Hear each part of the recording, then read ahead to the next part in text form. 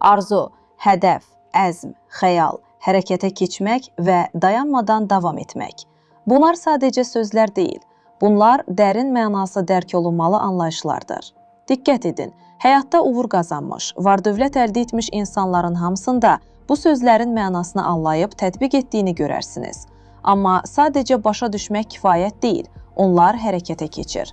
Məşhur investor deyir, bütün pulumu itirsəm və məni ingilis dilində danışılan hər hansı bir ölkədə təsadüfi bir küçəyə atsalar, 5-dən 10-a qədər il ərzində yenidən zəngin olaram. Amma təəssüf ki, bizdə zənginliyi hədəfləmək əvəzinə yoxsulluqla barışmaq kimi bir vərdiş var. Əvvəlcə bunu başa düşmək lazımdır. Bu bir yolçuluqdur. Artıq mən düşündüyüm insan oldum, bu qədər kifayətdir dediyin an, uduzduğun, inkişafın dayandığı andır. Sən, mən artıq həmən insan oldum dediyin adam, gündə 600 səhifə oxuyur.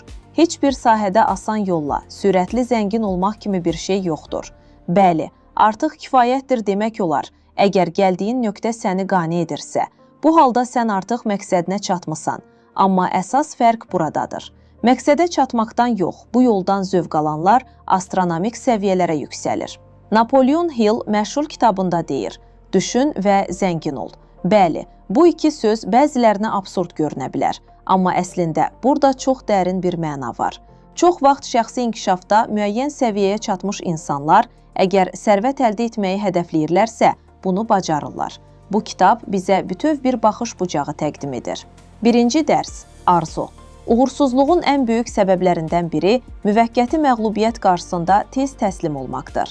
Uğur gəlməzdən əvvəl insan mütləq çətinliklərlə qarşılaşacaq. Amma əksər insanlar çətinlik artan kimi geri çəkilir.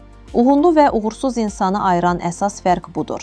Nə olursa olsun davam etmək. Zənginliyə çatmaq üçün əvvəlcə beynində güclü bir arzu yaratmalısan. Sadəcə çox pul istəyirəm demək kifayət deyil. Bu arzu saplantıya çevrilməlidir. 6 addım. 1. Qazanmaq istədiyin konkret məbləği müəyyən et.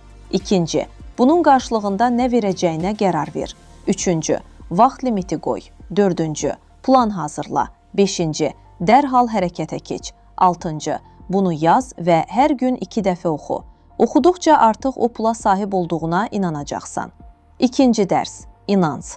İnanc təkrar edilən düşüncənin nəticəsidir.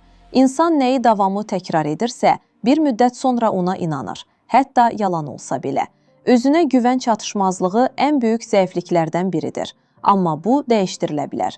Zehnin ya səni idarə edir, ya sən onu. 3. dərs. Bilik. 2 növ bilik var, ümumi və ixtisaslaşmış.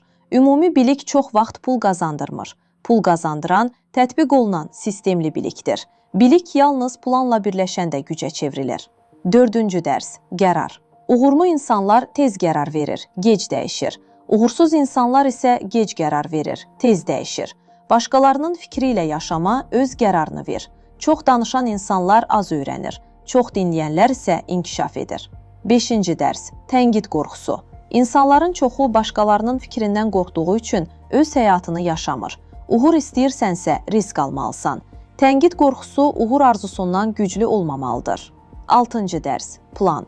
Zəngin olmaq plan tələb edir. Yoxsul qalmaq isə plan tələb etmir. Planın alınmadı, problem deyil. Bu sadəcə planın zəif olduğunu göstərir. Yeni plan qur və davam et.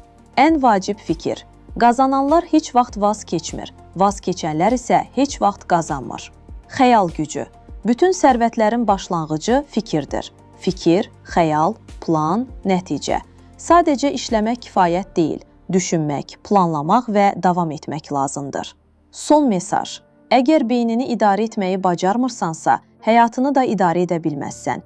Bəhanə tapmaq çox asandır. Vaxtım yox idi, pul yox idi, şərait yox idi. Amma həqiqət budur. Uğur qazananlar bəhanə yox, yol tapır. Əgər həyatında yanğın varsa, heç olmasa bir damla su ilə də olsa, onu söndürməyə çalış. Çünki sonda qazananlar, axtaranlar və mübarizə aparanlardır.